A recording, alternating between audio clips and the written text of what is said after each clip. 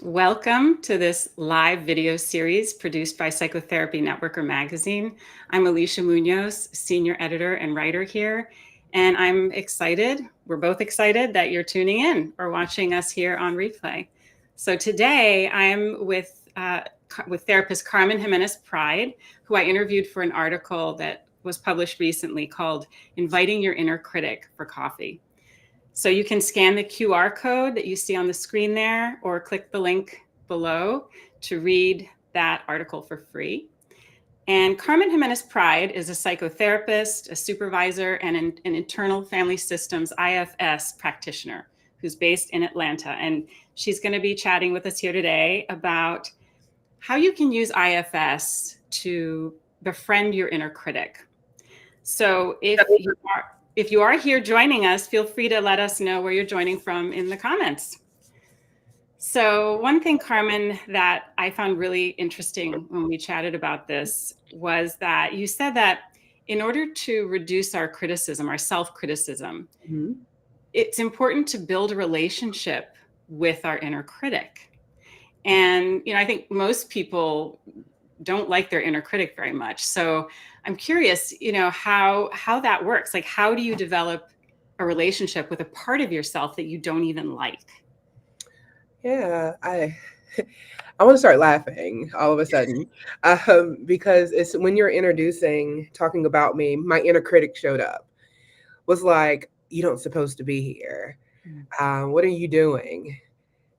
This is not you. This is not who you are. So dealing with the inner critic, and I had the ability to say, hush, leave me alone. I am on this wonderful interview opportunity and you're not going to take over. So when I talk about building that relationship and building a friendship in IFS, we call befriending, that's when we get to know that inner critic. Because our parts, they want to be seen and they want to be heard. So when we give an opportunity for them to be seen and heard, we get to know them a little bit better. And all of our parts are there to protect us from something. So we find out what it's protecting us from. That's building that relationship. So we'll know exactly why it's doing what it's doing, why it's saying the things that it says, because we start to build that relationship. And that's what's important when we want to befriend our inner critic. Wow, I really appreciate you sharing that, like, live in the moment, right now, in vivo experience of your inner critic at work.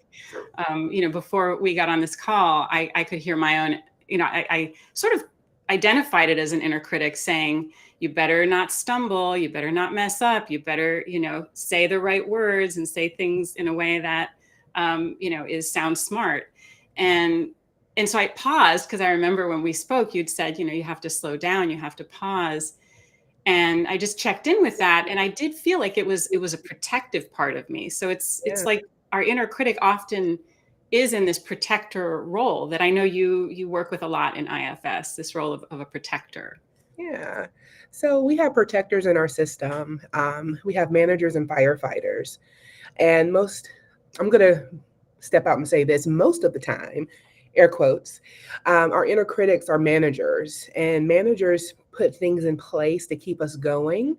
And they have a motto of never again. So never again will you be embarrassed, or never again will you not be prepared. So that inner critic will step in and start to manage the situation.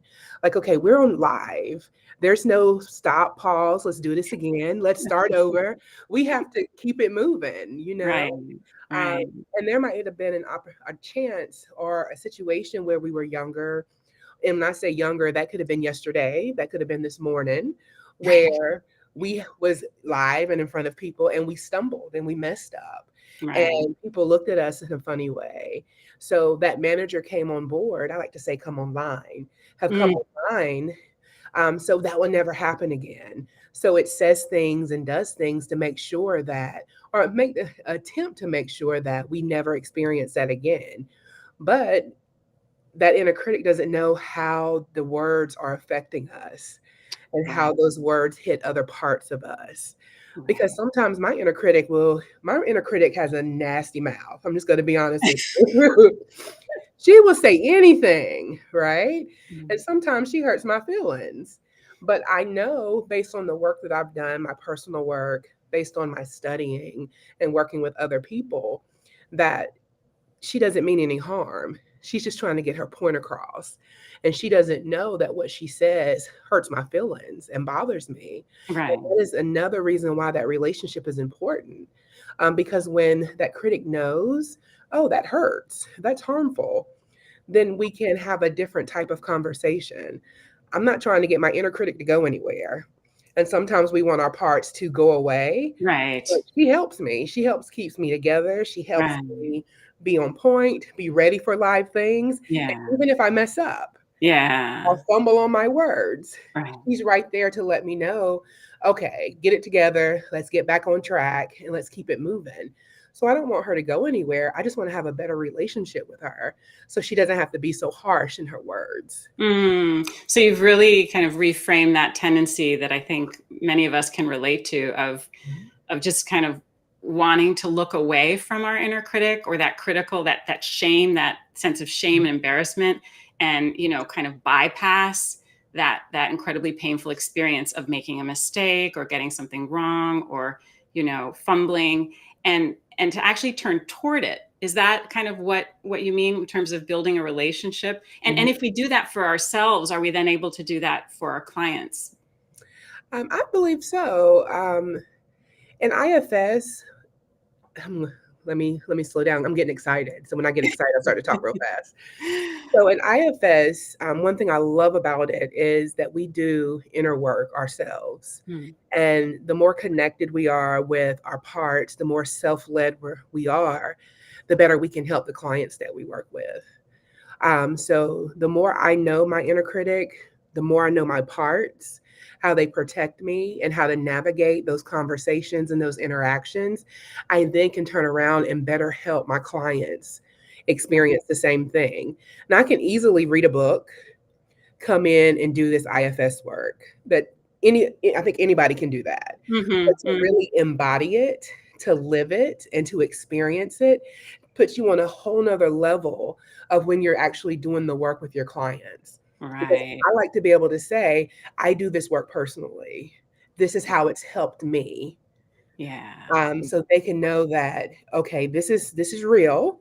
Carmen is serious, and I can develop a relationship with my parts. So that's, yeah. So I hear that it's like you can kind of read a book, you can understand this theoretically or intellectually, but embodying it and actually living it is very, very different, a very different experience. Yeah. And and in the article, it's basically focused on how therapists, we also have, we deal with our own self-judgment. And so what you're talking about is that ability to kind of self-disclose and say to a client, I struggle with self-criticism sometimes too. Mhm. I have, protectors. I mean, obviously when it's appropriate to say those things, but that kind of self-disclosure can really normalize for a client that they're not alone in this. This is part of having a human mind. And and we all have to find our way to develop a kind of a kinder relationship with different parts of ourselves. Exactly. And I am a big fan of IFS, by the way. And I will constantly say why I love IFS. But another reason why I love IFS, because I was taught in grad school and even through my licensure process before doing IFS work that we don't disclose. We don't Mm, disclose anything about ourselves. And when a client asks us personal questions or they want to know something, we refer it back to them and we just don't talk about ourselves. right. With IFS gives us the permission to do that. And it really normalizes that we all have parts. And I Mm, think it just really shifts if I can sit in front of a client and say, yeah, I have a protector that does the exact same thing your protector does. And this is how I developed that relationship with that yeah. protector. Yeah. Yeah. Yeah. Wow. That's so interesting. I'm noticing we're getting some people chiming in. We have people from the Upper Peninsula of Michigan, and Yeah. Alan is saying in NLP, I've used the simple intervention of changing the location of the critical voice. And then he says, having it talk out of your butt can be a hilarious option. Ellen, I love that. Oh my goodness. I am going to take that, use that with my clients, but I'm going to give you credit. I love that. So if you're just tuning in, I'm here with therapist and IFS practitioner Carmen Jimenez-Pride, and we're discussing how to befriend our inner critics as humans, but also as therapists. So you talked about legacy burdens, not just in this article, but in another article that I interviewed you for. And I was wondering if you could tell us a little bit about legacy burdens and how they fuel self-criticism. Yeah. So basically, I'm going to give a quick rundown of legacy burdens because this can be a whole weekend of training and IFS training. Legacy burdens basically come from our ancestral line. Generation after generation. So an easy way to kind of look at it is I'm going to parent how my parents parented me. Yeah. And they parent how their parents parented them. So when we look at parenting I was born in 1980. Don't judge me on my age, people. Uh, when we look at like what was going on in the world in 1980, my mom parented me a different way than I have to parent my son in 2024. There's different things going on. So there's like a level of safety. There's all types of things, all types of beliefs. And the legacy burden are beliefs. So based on the beliefs in that time, parents are parenting certain ways. And sometimes those beliefs get handed down by generation to generation. So I find myself parenting similar to my mom, but she parented in 1980 on up, and I'm parenting in 2024, and it doesn't fit. So it Right. just doesn't gel well. So I have to take a couple of steps back and really look at, okay, where did this belief come from? Why am I treating my son this way? Why am I trying to parent and guide him this way?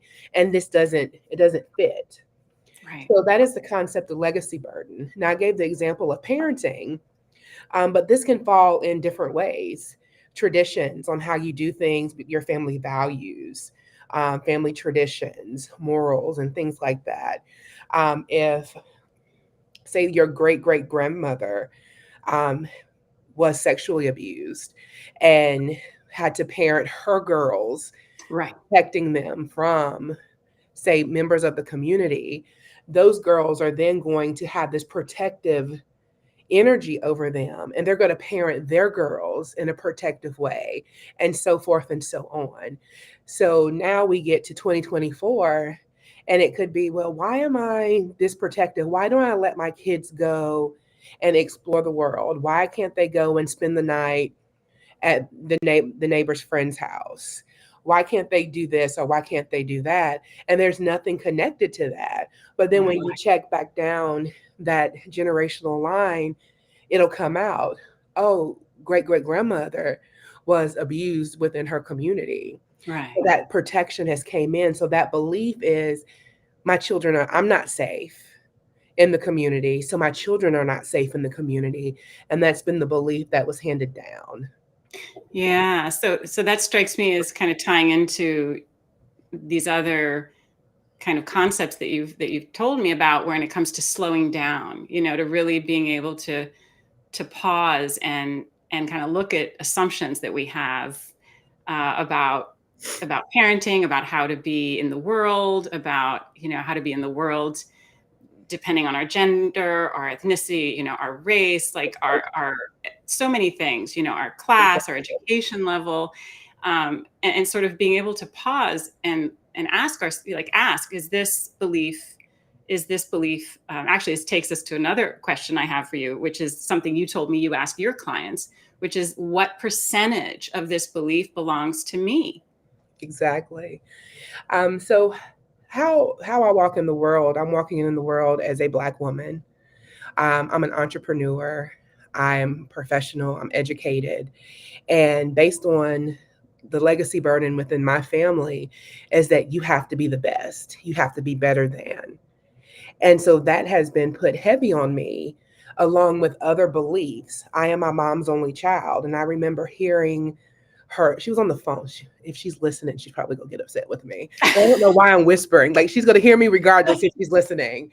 But I remember her on the phone when I was younger saying, I only have one child, I only have one shot, and I have to get this right. And she has to what's the word I'm looking for? She has to make it. So that was a burden on me at a young age. I have to be the best. I have to make it. I have to be better than. So in education, I have to get as much education as possible. I need as a therapist, I need as many certifications as possible.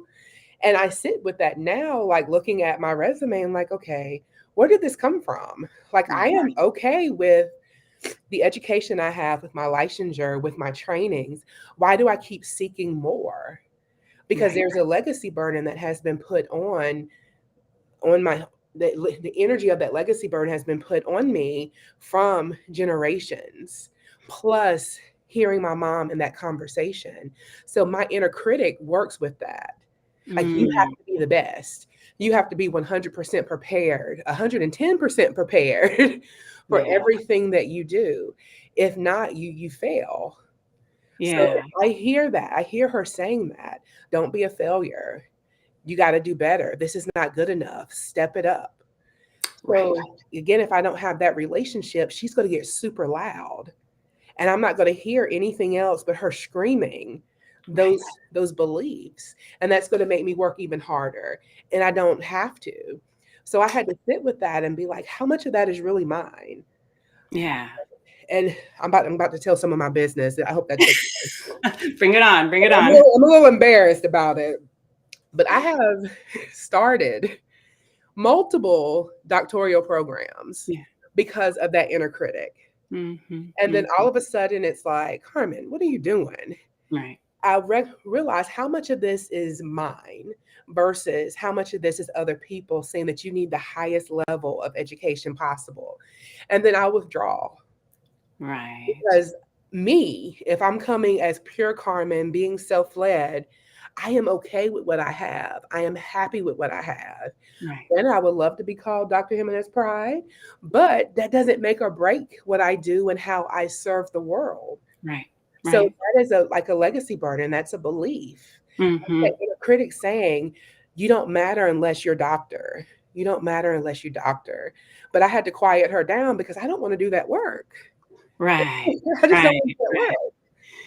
Yeah. Well, when you have a client in front of you, can you sense, or how do you kind of pick up on or distinguish when somebody is kind of being led by a legacy burden, or led by a protector or an inner critic who's saying, you have to get your PhD, versus somebody who's being ambitious and taking up space and being, reaching a level in their community that's important. And, so how do you distinguish those things with clients? Yeah. So it goes back to the relationship, that therapeutic relationship between me and my client.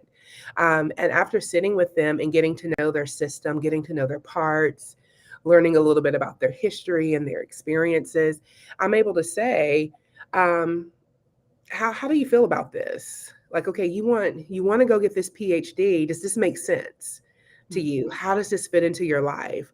So I ask those curiosity questions. And if they're like, Carmen, I don't know, then I'm like, okay, what did you hear when you were younger?